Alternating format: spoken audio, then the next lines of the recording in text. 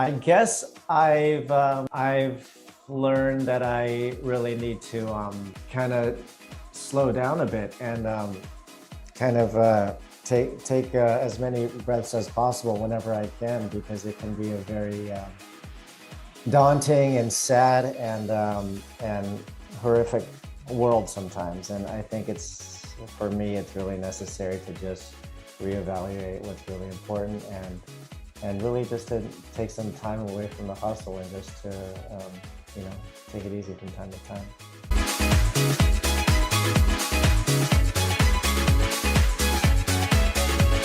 It is a spaghetti western series shot in Italy and Spain, and it is set in this fictitious town called Greenville in a fictitious time, where people are trying to stay alive and thrive. And they, at the very beginning of the episode, a bounty hunter, Red Bill, comes into town, and he starts stirring the pot a little bit, and essentially he takes something from the sheriff, and the sheriff decides to go chase him.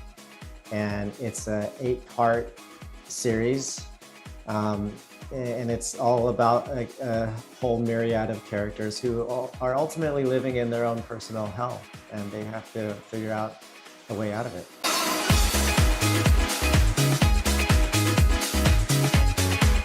I play Sheriff McCoy's right-hand man.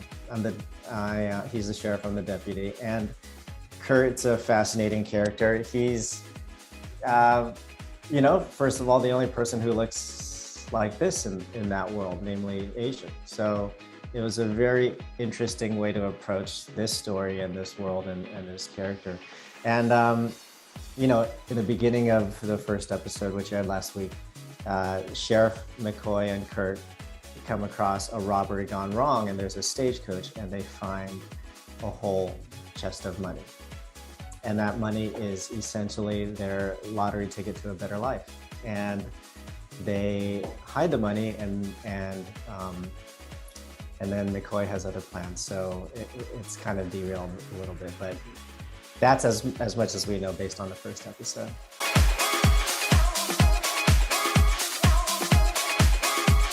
Yeah, I've just signed on to an Apple series called Dear to Edward. It's written by Jason Katims, and some of the episodes will be directed by Fisher Stevens. And I mean, this all just happened recently, and I don't know what I'm at liberty to say about the project. So I will just say it's a series for Apple by Jason Katims, who he wrote Parenthood. He was a showrunner on Friday Night Lights. He did everything, even all the way back to Roswell. So I think you can expect a very interesting show to come out of him, because he just doesn't miss.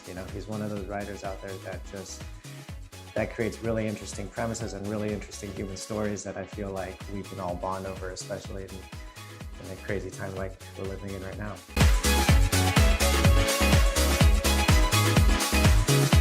Like I'm really into surfing and martial arts, and I would love to play characters in those worlds, either a surfer or a martial artist. I love combat sports. And I've done very little martial arts on camera, but I've been practicing it for 24 years now, and something I would really want to do. I typically don't get cast in these tough guy parts, which is fine. But I think something along those lines.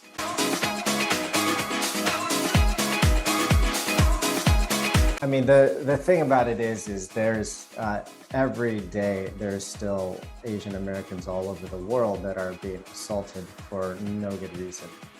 And you can chalk that up to, the rhetoric in the news or whatever, and all the stuff that's happening in the world. But at the end of the day, the sad fact is that people are being assaulted for no reason.